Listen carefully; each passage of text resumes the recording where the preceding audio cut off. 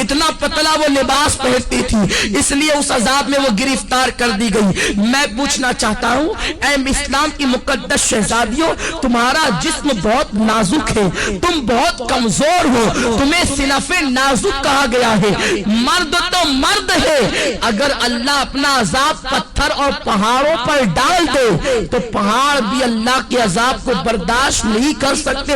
میری بہنوں، تم اللہ کے عذاب کو کیسے برداشت کر سکو گی؟ تمہارا یہ نازک وجود اللہ کے عذاب کو کس قدر برداشت کرنے کی طاقت رکھتا ہے؟ ذرا سوچو تو صحیح۔ آج تم اپنے حسن کی نمائش کر رہی ہو، آج تم باریک اور پتلے کپڑے پہن کر کے اپنے حسن کو دنیا کے سامنے ظاہر کر رہی ہو، کیا تمہیں ڈر نہیں لگتا یہ تمہارا حسن زیادہ دن تک تمہارے پاس نہ رہ سکے گا؟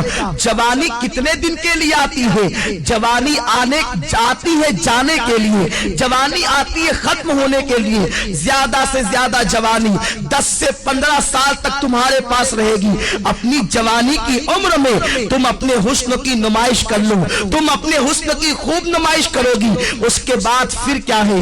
جس حسن کی تم نمائش کر رہی ہو، یہ نمائش تمہارا کرنا اسی تمہارے خوبصورت چہرے کو کبھی قبر کے کیڑے کھائیں گے، کبھی قبر کی مٹی کھائے گی۔ اپنی بڑی بڑی آنکھوں میں کاجل لگا کر، اپنی خوبصورت آنکھوں میں کاجل لگا کر بار بار آئینوں کو دیکھتی ہو اور بار بار عورتوں پہ فخر محسوس کرتی ہو کہ میری آنکھیں اتنی خوبصورت ہے، میرا چہرہ اتنا خوبصورت ہے۔ ارے نادانو، تمہارے خوبصورت چہرے کی حقیقت کیا ہے؟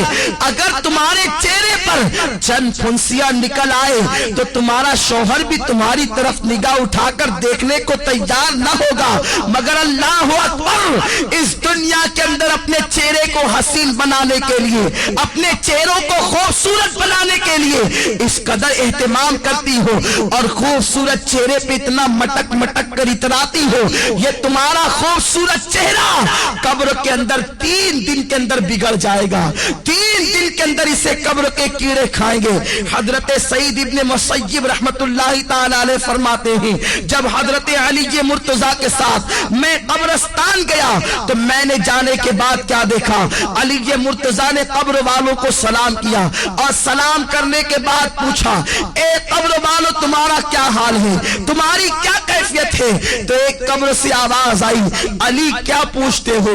جس خوبصورت بالوں کو ہم دن میں کئی مرتبہ سنوارتے تھے وہ بال ہماری کھوپڑیوں سے جھڑ چکے ہیں۔ اے علی کے مرتضیٰ، جن آنکھوں پر ہم بہت فخر کرتے تھے وہ آنکھوں کے گودے بے بے کر کے گالوں سے گر رہے ہیں۔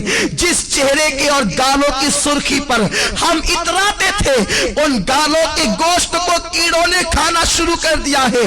اب تم ہمارا حال کیا پوچھتے ہو؟ جس جسم پر پرفیوم لگا کر، جس جسم پر عطر لگا کر دنیا کے سامنے فخر محسوس کرتے تھے، اس جسم کو ازدہے ڈس رہے ہیں۔ اے علی، اب ہم تمہیں اپنا کیا حال سنائے؟ اے اسلام کی مقدس شہزادیوں، اپنے بڑے بالوں کی نمائش کے لیے تم اس قدر سرگردہ نظر آتی ہو، اس قدر کو لاہور پر کوشا نظر آتی ہو۔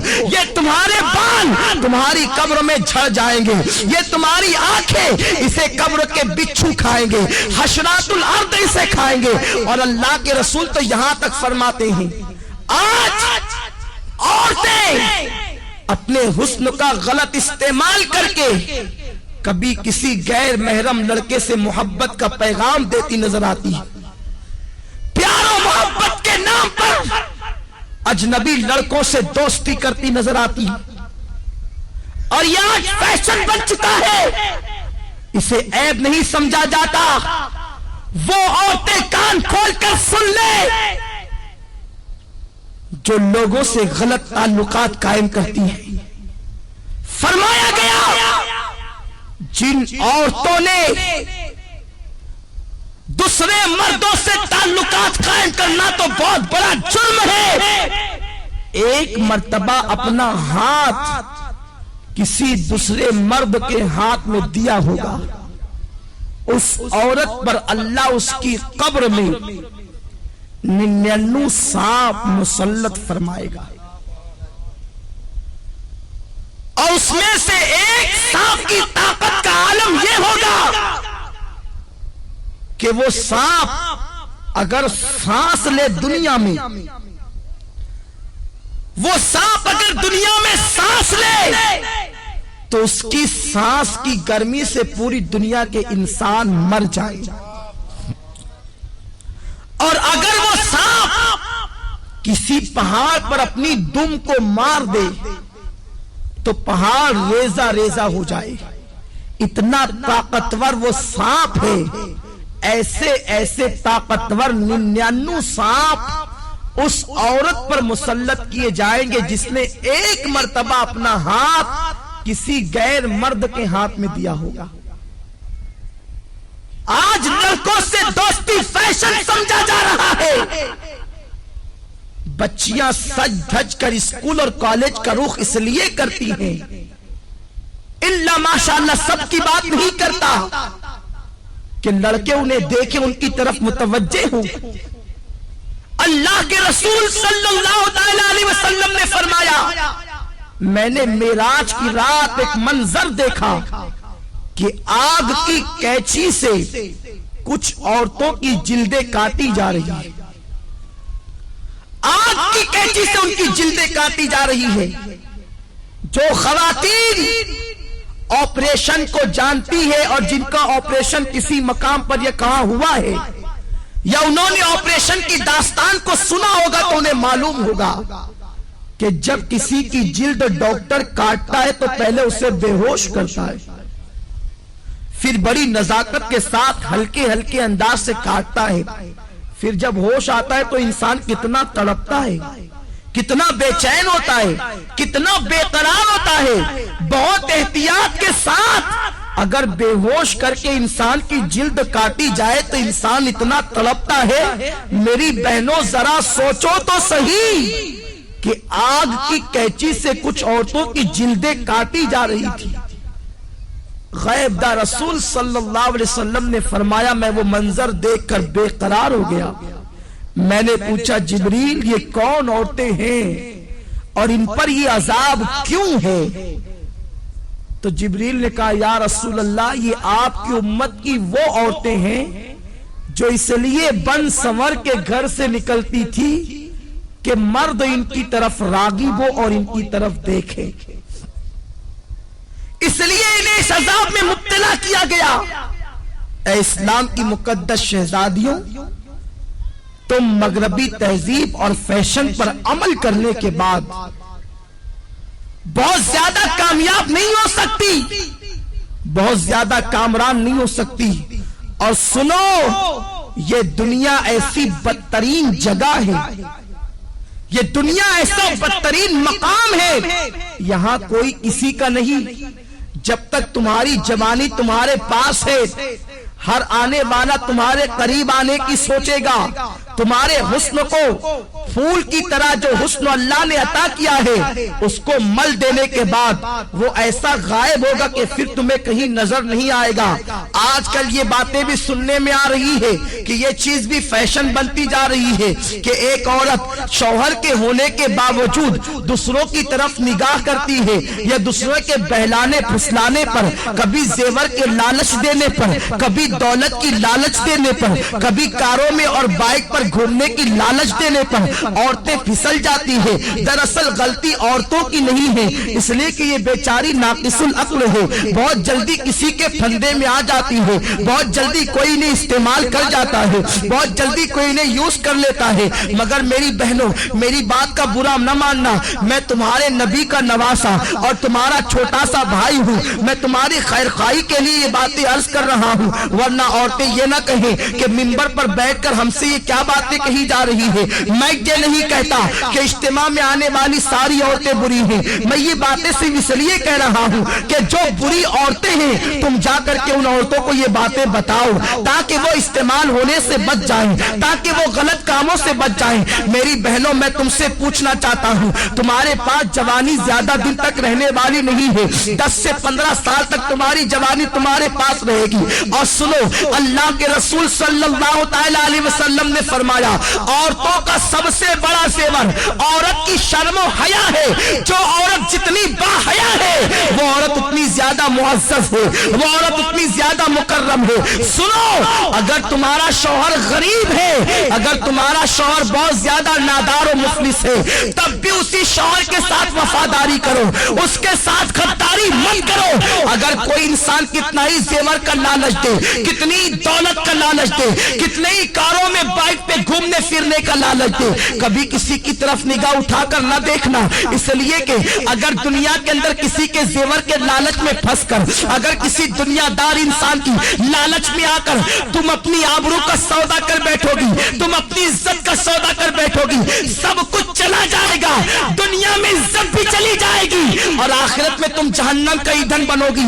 और अगर तुमने अपनी इज्जत को संभाल कर रखा, अपनी हया को संभाल कर रखा और गरीब शौहर के साथ तुमने वफादारी के साथ अपने शौहर के साथ वफादारी की, तो नबी का फरमान सुनो, मेरे आका फरमाते हैं जो औरत अपने गरीब शौहर के साथ वफादारी के साथ रहती है, अपनी आबरू का सौदा नहीं करती, ऐसी औरत को अल्लाह मेरी बेटी फातिमा के साथ बगैर हिसाब किताब जन्नत में दाखिल फरमाएगा। अब अगर तुम बगैर हिसाब किताब जन्नत में दाखिल होना चाहती हो सैयदा फातिमा के साथ, तो अपनी आबरू का सौदा न करना, किसी के लालच देने में न आना। ये जेवर क्या हैसियत रखते हैं, जेवरों की क्या हैसियत है, सोने चांदी की क्या हैसियत है, अच्छे लिबास की क्या हैसियत है, कारों की क्या हैसियत है, दुनियावी सवारियों की क्या हैसियत है। जब तुम्हारी मौत आएगी तो सुन लो, बुढ़ापे में मरना जरूरी नहीं है, जवानी में भी तुम्हें मौत आ सकती है। अल्लाह अकबर, जब तुम्हें मौत आएगी, अगर तुमने अपनी हया को बेचकर जेवरात हासिल किए होंगे, यही जेवरात तुम्हारे बदन से निकाल लिए जाएंगे। अच्छे अच्छे लिबास तुमने जो जमा किए होंगे वो लिबास भी तुमसे छीन लिया जाएगा और तुम्हें क्या पहनाया जाएगा, सादा सा सिंपल सा 2 गज सफेद कपड़ा जिसे दुनिया कफन कहती है, वो कफन तुम्हारे बदन से लपेटा जाएगा। काफूर की वो गमगीन खुशबू तुम्हारे बदन से लगाई जाएगी। तुम्हारी सहेलियां आज जो तुमसे कहती है चल इस गुर्बत में क्या रखा है, इस गुर्बत में क्या रखा है, चल चल कर ऐश की जिंदगी गुजार, याद रखना उन जालिमों की बात कभी मत सुनना। ऐ सैयदा फातिमा की कनीजाओं, नबी ने अपनी बेटी का निकाह किसी करोड़पति के साथ नहीं किया था, नबी ने अपनी बेटी का निकाह ऐसे अली के साथ किया था जिसके पास घर भी रहने को मौजूद न था। हजरत अली के में से मेरे आका कहते हैं, अली मैं फातिमा के साथ तुम्हारा निकाह करना चाहता हूँ। अली ऐसे थे, उस वक्त तो उनके पास महर देने के लिए पैसे भी न थे, कपड़े पहनाने के लिए पैसे भी न थे। अर्ज करते हैं या रसूल अल्लाह, न महर देने के पास मेरे पास पैसे हैं, न कपड़ा खरीदने के लिए मेरे पास पैसे हैं। हुजूर फरमाते हैं मेरी जीरा लेकर के जाओ, उसे बाजार में बेच दो और कपड़े खरीद करके लाओ और फातिमा का महर अदा करो। मैं पूछना चाहता हूँ, नबी चाहते तो अपनी बेटी का निकाह किसी दौलतमंद के साथ कर देते। बड़े बड़े दौलतमंद मेरे सरकार की बेटी का हाथ मांगने के लिए आए थे, मगर नबी जानते थे अगर मैंने अपनी बेटी का निकाह किसी दौलतमंद के साथ कर दिया तो मेरी उम्मत की बेटियों का क्या होगा, मेरी उम्मत की बेटियां जिंदगी कैसे गुजारेगी। नबी ने अपनी बेटी का निकाह एक गरीब अली के साथ करके दुनिया को बता दिया कि गरीब शौहर के साथ ईमानदारी और वफादारी के साथ अपनी जिंदगी को गुजार देना ये नबी की बेटी फातिमा की सुन्नत है, तमाम जन्नती औरतों की सरदार की सुन्नत है। मेरे आका अलैहिस्सलात व तस्लीम की कनीजाओं, सैयदा फातिमा इतने गरीब ही के आलम में अपनी जिंदगी को गुजारती थी कि अपने हाथों से चक्की खुद पीसती थी। चक्की पीसने से हाथों में छाले पड़ गए थे, मशकीजा बदन पर रख करके पीठ पर लाद कर मशकीजे से पानी लाती। नबी की शहजादी के पीठ पर उस मशकीजे के काले काले निशान पड़ गए थे। मेरी बहनों, तुम भी तो अच्छा लिबास पहनती हो, नबी की बेटी तो 72 पेवन लगी हुई एक चादर ओढ़ती थी और एक चादर के अलावा नबी की बेटी के पास दूसरी कोई चादर मौजूद न थी। तुम तो 3-3 मरतबा پیٹ بھر کر کے کھانا کھاتی ہو؟ نبی کی بیٹی تو 3 دن تک کے فاقے کرتی تھی. کیا نبی کی بیٹی کی زندگی تمہارے لیے نمونہ نہیں ہے؟ کیا نبی کی بیٹی کی زندگی تمہارے لیے اسوہ حسنہ نہیں ہے؟ ذرا سوچو تو صحیح. تم 3 مرتبہ پیٹ بھر کے کھا کے اللہ اور رسول سے بے وفائی کرتی ہو، اور وہ 3 دن فاقہ کر کے اتنی نماز کی پابند تھی کہ 5 وقت کی نماز بھی پڑھتی، تہجد بھی پڑھتی، اور جب نفل نماز پڑھتی تو ایک سجدے کے اندر پوری رات گزر جاتی اور سبحان ربی الاعلیٰ کا ترانہ گنگناتی. جب فجر کی اذان سنتی تو حسرت کے ساتھ سر کو سجدے سے اٹھاتی اور کہتی اے اللہ تو نے رات اتنی چھوٹی بنائی کہ تیرے محبوب کی بیٹی فاطمہ دل کھول کے سجدہ بھی نہ کر سکی. اے خاتون جنت کی کنیزاؤ تم مسلمان ہو، تمہاری تقدیر کا ستارہ بہت عروج پر ہے، اللہ نے تمہیں ایمان کی دولت دی ہے. غیر مسلم عورتوں کو دیکھ کر ان کی طرح بننے کی کوشش نہ کرو، فلموں میں ہیروئن کو دیکھ کر ان کی طرح بننے کی کوشش نہ کرو. ذرا سوچو تو صحیح. میرے آقا فرماتے ہیں میں نے عورت کی عزت کو کعبے سے بھی بلند کر دیا ہے. تمہاری عصمت کو نبی نے کعبے سے بلند کیا ہے، تمہیں اپنے آپ کا کوئی خیال نہیں. تم پارکوں میں جا کر اللہ اکبر اللہ کی نافرمانی کر رہی ہو. اور سنو، کوئی کہیں بھی جائے سب کی نگاہ سے تو چھپ کر تم گناہ کر سکتے ہو، اللہ کی نگاہ سے تم کبھی نہیں چھپ سکتے. قرآن کہتا ہے ان اللہ کان علیکم رقیبا. تم جہاں کہیں ہو اللہ تم پر سخت نگرانی فرما رہا ہے. دوسرے مقام پر میرے رب نے فرمایا واتقوا اللہ ان اللہ خبیر بما تعملون.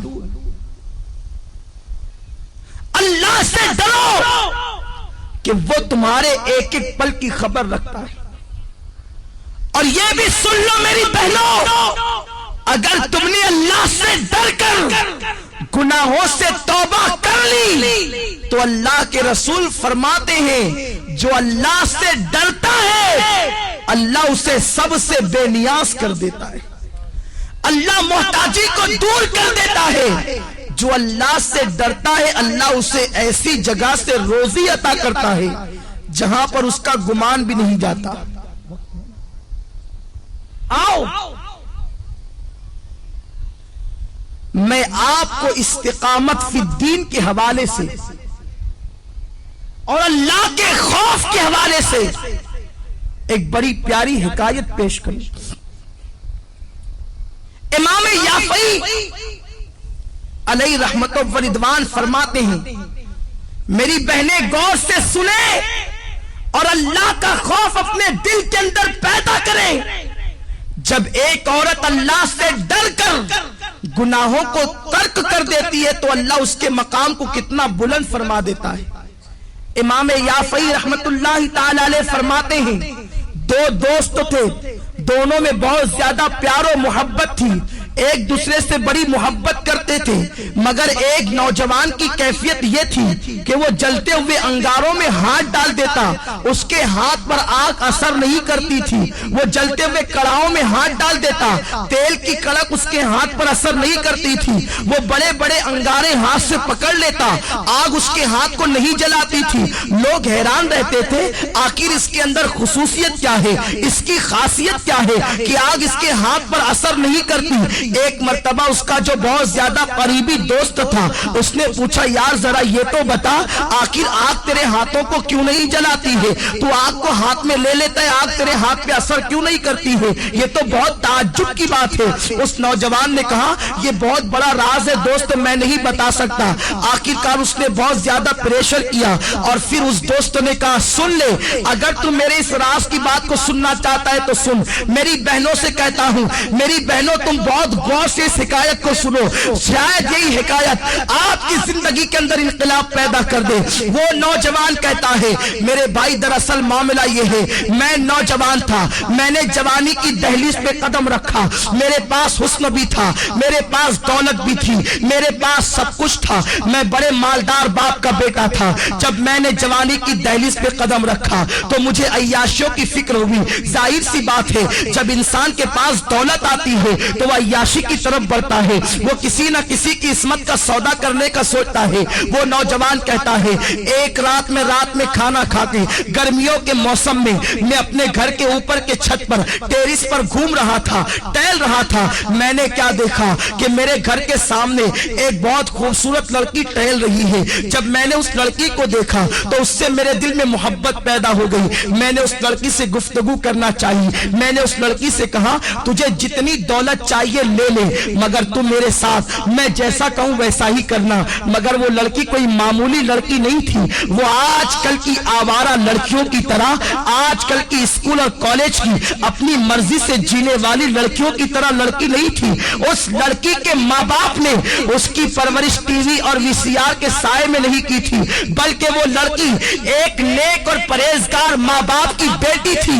اس کے ماں باپ نے اس کی پرورش جو ہے وہ ناولوں کے سائے میں، ہیروئن اور ہیرو کی زندگی کے سائے میں نہیں بلکہ سیدہ فاطمہ کے کردار کے سائے میں کی تھی، قرآن مقدس کی تعلیم کے سائے میں کی تھی۔ جب اس لڑکی کے سامنے اس نوجوان لڑکے نے دولت کو پیش کر کے اس کی عصمت کا سودا کرنا چاہا تو لڑکی نے بڑا پیارا جواب دیا، اے نوجوان لذت کے لیے گناہ مت کر، لذت چلی جائے گی گناہ باقی رہ جائے گا۔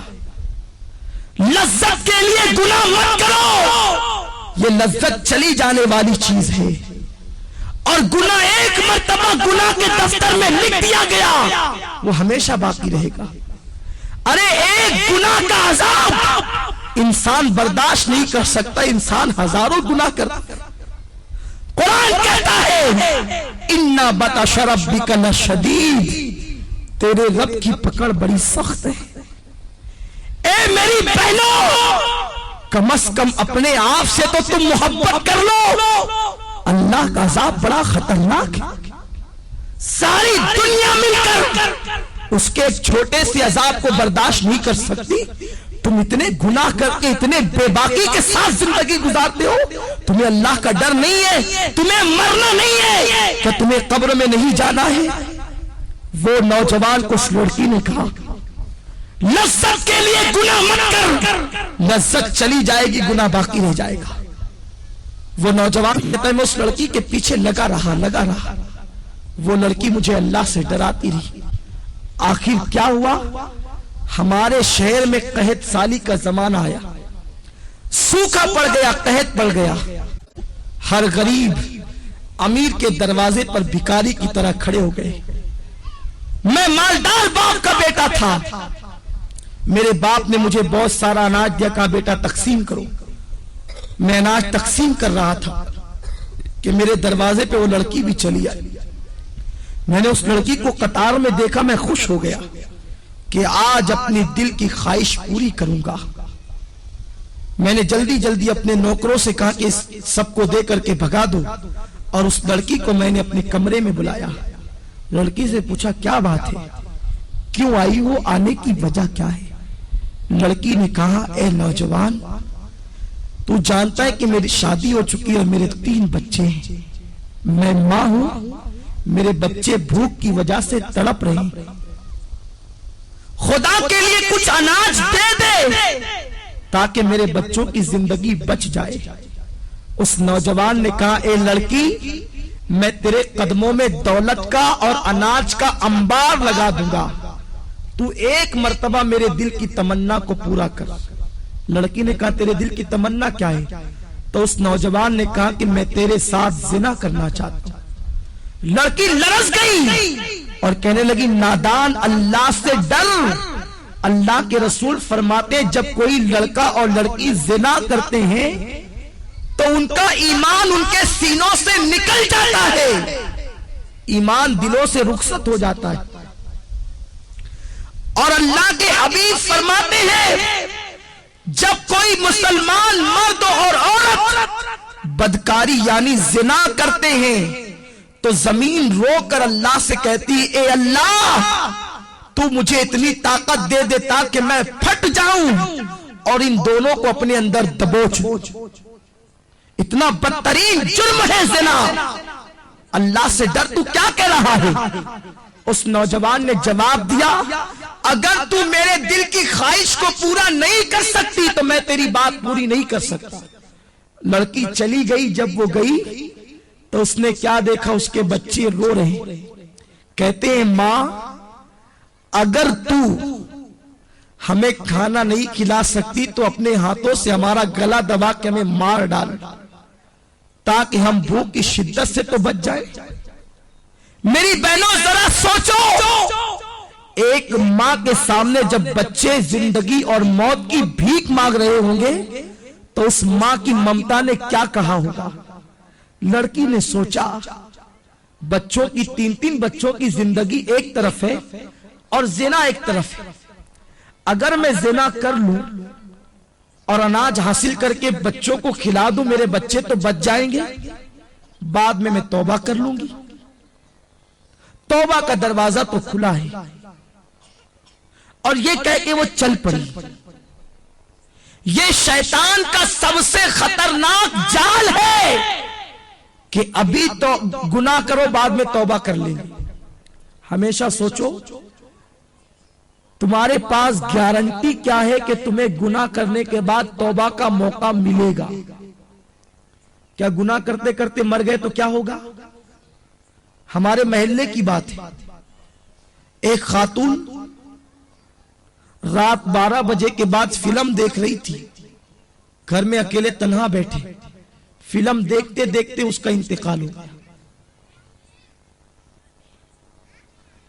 پورے محلے میں ہنگامہ ہو گیا کہ اس عورت کا انتقال فلم دیکھتے دیکھتے ہوا.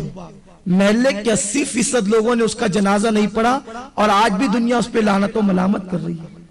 کہیں ایسا تو نہیں کہ کوئی گناہ کرتے کرتے آپ کو ہی موت آ جائے اور ساری دنیا قیامت تک آپ کا ذکر کر کے آپ کو ملامت کرے؟ تو یہ مت سوچنا کہ گناہ کرنے کے بعد توبہ کا موقع مل جائے گا. اگر گناہ کرتے کرتے موت آ گئی تو کیا ہوگا؟ میرے آقا فرماتے ہیں جو جس حال میں مرے گا اسی حال میں اٹھایا جائے گا. اگر گناہ کرتے کرتے مرو گے تو اسی کیفیت میں اٹھائے جاؤ گے. تو بہرحال وہ لڑکی چل پڑی. مختصر عرض کر رہا ہوں.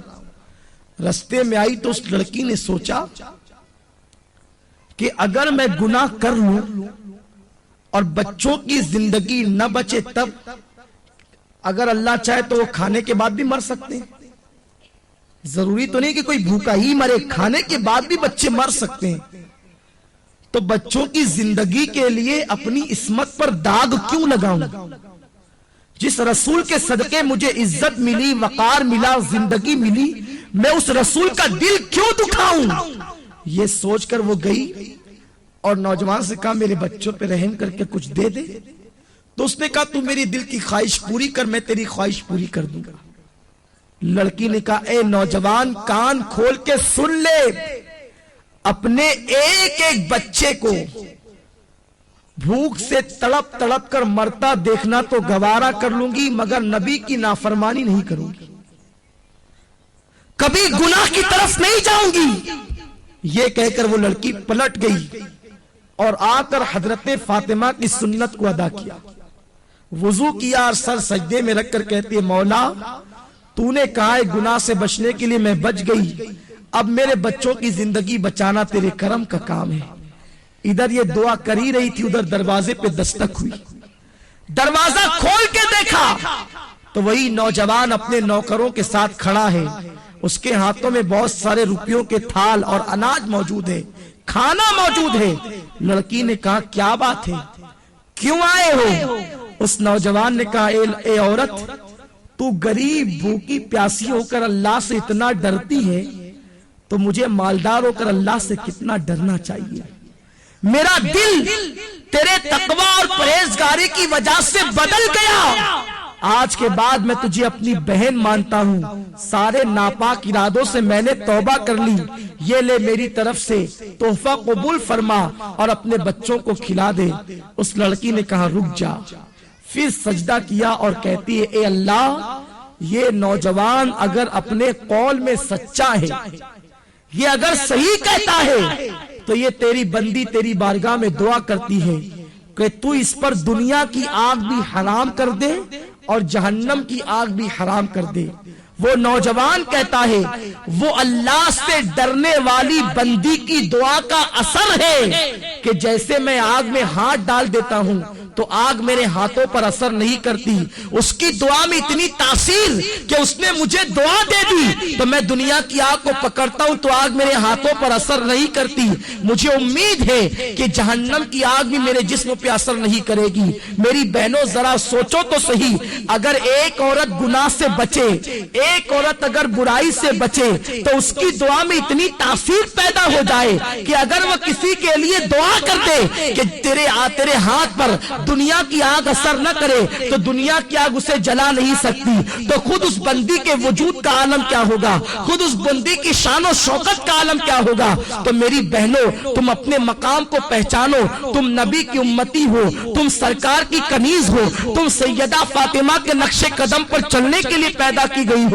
اپنی عصمت و آبرو کو سمجھو اور اپنی آبرو کا سودا نہ کرو۔ اور چلتے چلتے آخری بات بتا دوں، اگر کوئی میری بہن غلطی سے کوئی گناہ کر چکی ہے تو وہ پریشان نہ ہو، آج بھی توبہ کا دروازہ کھلا ہوا ہے،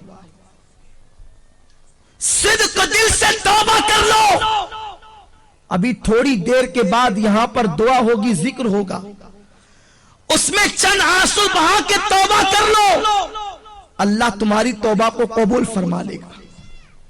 میرے آقا فرماتے ہیں التائب من الذنب کمن لا ذنب لہ، کہ گناہ سے توبہ کرنے والا ایسا ہے جیسے اس نے گناہ کیا ہی نہیں۔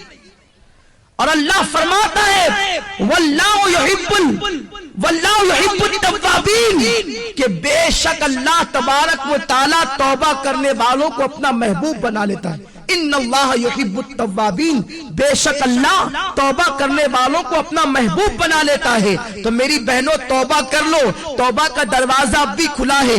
اگر فلمیں دیکھ کر یا ڈرامے دیکھ کر یا پارکوں میں جا کر یا کہیں پر کوئی خطا ہو گئی ہو تو آج صدق دل سے توبہ کر لو، انشاءاللہ اللہ تمہاری توبہ کو قبول فرمائے گا۔ آئیے اس سلسلے میں ایک بات میں تمہارے سامنے اور پیش کر دوں کہ توبہ اللہ اپنے بندوں کی قبول کرتا ہے، مگر توبہ نام کس چیز کا ہے؟ کانوں کو پکڑنے کا نام توبہ نہیں، گالوں کو پیٹنے کا نام توبہ نہیں۔ توبہ کہتے اسے ہیں ایک مرتبہ اپنے اللہ سے دل ہی دل میں عہد کر لیا کہ مولا اب میں کبھی گناہ نہیں کروں گی، دوبارہ آندھی آئے طوفان آئے قیامت آ جائے مگر تم دوبارہ اس گناہ کی طرف نہ جاؤ، اسی کا نام سچی توبہ ہے۔ اور سچی توبہ کرنے والوں کا مقام بہت بلند ہو جاتا ہے، اس کا مرتبہ بہت بڑا ہو جاتا ہے۔ آج میں آپ کو بتاؤں، حضرت ذوالنون مصری علیہ رحمت و رضوان کے دربار میں ایک کچھ محلے کے لوگ آئے اور آنے کے بعد کہتے ہیں اے ذوالنون مصری، ہمارے محلے کے اندر ایک رقاصہ آئی ہے، ایک ناچنے والی آئی ہے، ایک ڈانس کرنے کے لیے آئی ہے، اور نوجوان جاتے ہیں اور رات بھر اس کے ساتھ بدکاری کرتے ہیں، اس طریقے سے وہ ماحول خراب کر رہی ہے، پورے محلے کا معاشرہ تباہ ہو رہا ہے۔ میری بہنوں ذرا غور سے سنو، اللہ کیسا کریم و رحیم ہے، اللہ کیسا ستار و غفار ہے۔ حضرت ذوالنون مصری اللہ کے ولی تھے، اللہ اکبر۔ جب ان کے دربار میں محلے کے لوگ آئے کہ محلے میں گناہ ہو رہا ہے، ایک عورت تباہی مچا رہی ہے، نوجوان کھچے کھچے اس کی طرف جا رہے ہیں، اسے محلے سے نکال دو، اللہ اکبر۔ مگر سنو، اگر کوئی گناہ کرے تو اسے محلے سے نکالنے کی کوشش نہ کرنا، گناہ کرنے والوں کو کبھی حقیر مت سمجھو، ہمیں گناہ سے نفرت کرنے کا حکم دیا گیا ہے، گنہگار سے نفرت کا حکم نہیں دیا گیا۔ हमें मर्ज से नफरत का हुक्म दिया गया है, मरीज से नफरत का हुक्म नहीं दिया गया। गुनाह मर्ज है, गुनाहगार मरीज है। अगर तुम मरीज से नफरत करोगे तो गुनहगारों का इलाज कौन करेगा? मेरे आका ने तो बड़े बड़े गुनहगारों को सीने से लगाया।